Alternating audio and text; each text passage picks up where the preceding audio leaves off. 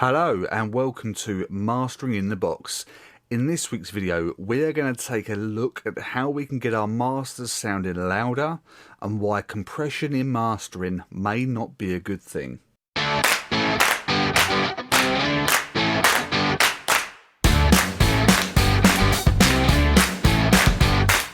Hello and welcome to Mastering in the Box.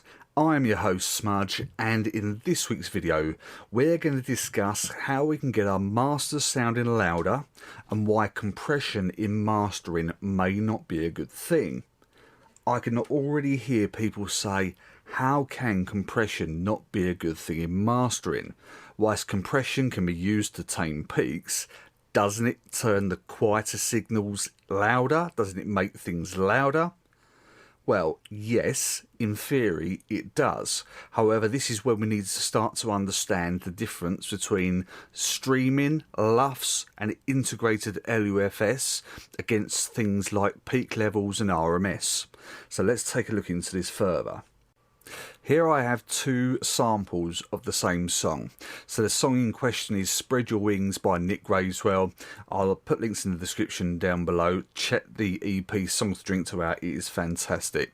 So in this example we're going to apply some compression to the top track, the green track, and the blue track we're going to leave uncompressed. We're going to do a sound comparison. We're then going to bounce the tracks out. We'll then import them back into a session.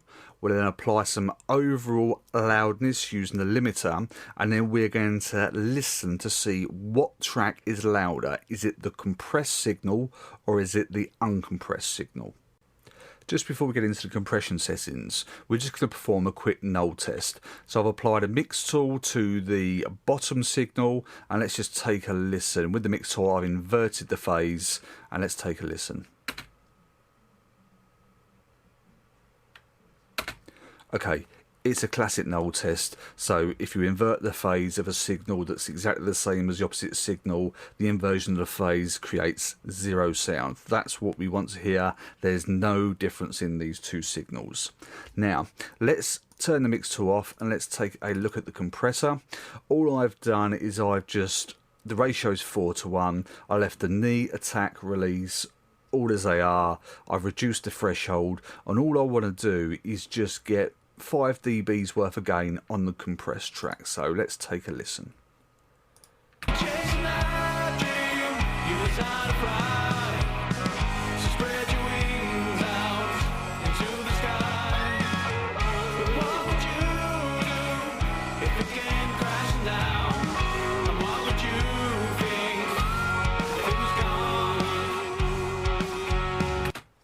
Okay, so the compression is just making the first source sound louder, because what it's doing is, whilst the peak levels are the same, it's clearly raising the level of the quieter parts. So the compressed track sounds louder.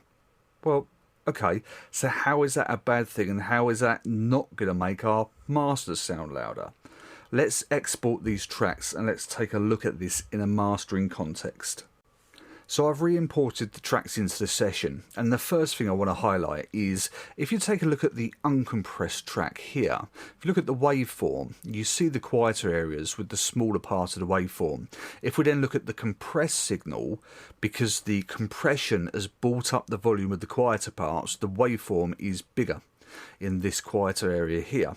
And you can see this area here is smaller than this area, and vice versa here. So this area is smaller in this area. So the compression has done its job by raising the quieter parts of the signal. But when we come into a mastering context, this is when we need to start considering the LUFS integrated levels for these streaming services.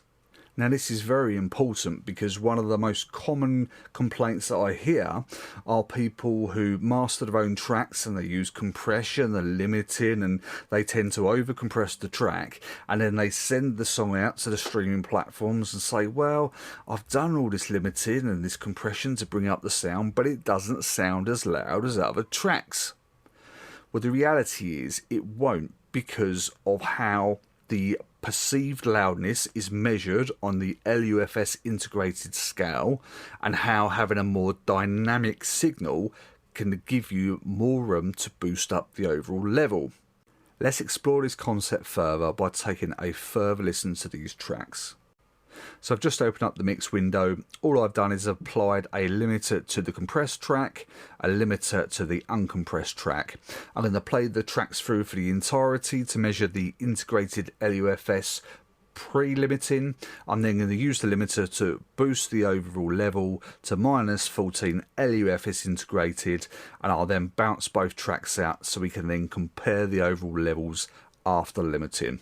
Just to save a bit of time, I'll speed up this video just so we can get to the end results, and then we'll take another look further.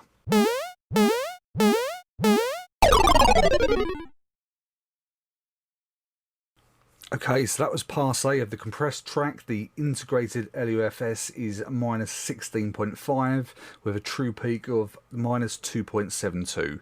So I'm just going to play the track through again, apply some limiting, get the overall level to -14, and then we'll see you in a bit.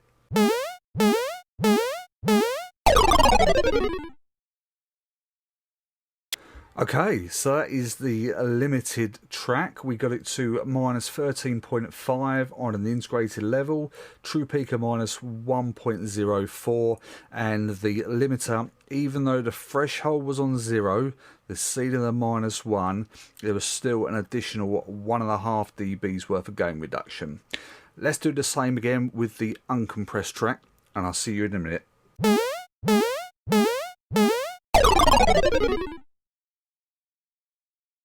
That's the first pass of the uncompressed track, integrated of -17.7 LUFS with a true peak of -2.78 dB.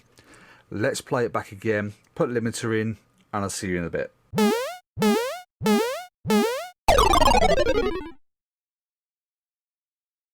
Okay, and that is the limited pass of the uncompressed track. Very tiny bit hotter at -13.4. But what we're going to do now, let's bounce these tracks out and let's take a look at the final limited tracks. So welcome back, and here we are with our final bounce limited masters, and visually we can see that if you look at the louder parts here on the uncompressed track compared to the louder parts on the compressed track, the uncompressed track is louder, the waveform is bigger. Now, okay, if you look at the quieter areas on the compressed track, the waveform is bigger, which actually shows that the volume on the quieter parts is louder on the compressed track compared to the quieter parts on the uncompressed track. But if you swap that around and look at the end of the song here on the uncompressed track, the waveform is bigger. So the way this is actually working is the LUFS integrated, the way it works by measuring perceived loudness, because we've got more quieter areas in the uncompressed track, it's allowing us to push the louder levels that little bit more, because it has more forgiveness, so we can get the song louder at the loudest parts because we've got the song sounding quieter at the quieter parts. So when it comes to comparing your track against another track on a streaming platform, extra compression doesn't always make it louder. So just really consider when you're mastering a track, is applying compression ultimately going to make your song sound quieter?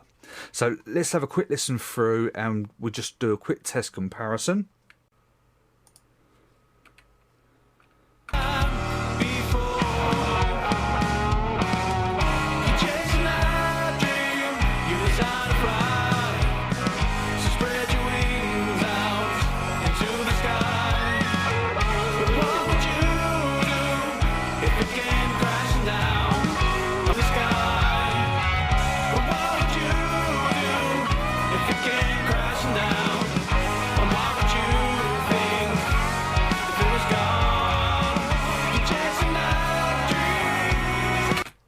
So as we can hear in these examples, the uncompressed track is louder. So the compression being applied, it doesn't always make the song louder.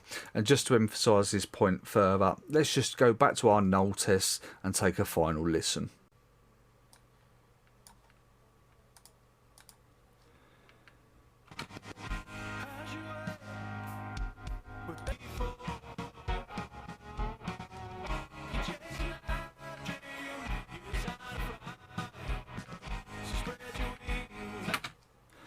So this is just to emphasize that just the uncompressed track, because of the volume difference, it's going to be louder. It's not completely nulling, so we know just using that compression on the compressed track, we know it's reduced the overall volume, and the uncompressed track in this scenario sounds louder.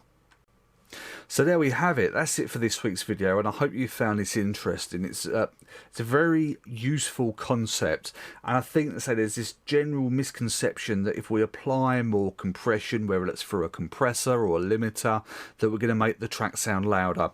And invariably, as has happened in this scenario, it's not always the case. So just think about how you're going to apply the compression. Is it going to achieve what you want it to achieve? If you're using limited and compression to make the track sound louder, that may not always be the case. So just think carefully about it to really get the most from your tracks. I hope you found this useful. If you subscribed to this channel before, thank you very much. If you haven't subscribed, please do so by clicking the subscribe button below, and don't forget to tick that bell and select all to receive notifications on all of our videos moving forward. And if you like this video, don't forget to give it a thumbs up and leave me a comment in the comment section below. If you found this useful, or if you've tried this in any of your masters and you had some great results, then please let me know. All that's left for me to say is I hope you keep safe and well, and I'll see you in the next video coming real soon.